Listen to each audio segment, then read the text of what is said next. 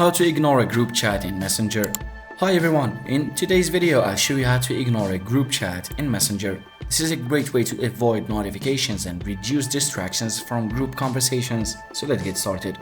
Start by opening the Messenger app on your phone or tablet or simply on a web browser. Make sure you're logged into your account.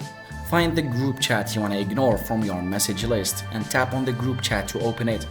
Tap on the group name at the top of the screen to open the group chat settings. This will show you options related to that group. Scroll down and look for the option Ignore Group and tap on it. You might be prompted to confirm your choices. Confirm it to ignore the group chat. Once you've ignored the group chat, you won't receive notifications for new messages, and the chat will also be moved to the filtered messages section, where you can still access it if needed. And that's it. You've successfully ignored the group chat in Messenger. This will help you manage your notifications and focus on more important conversations.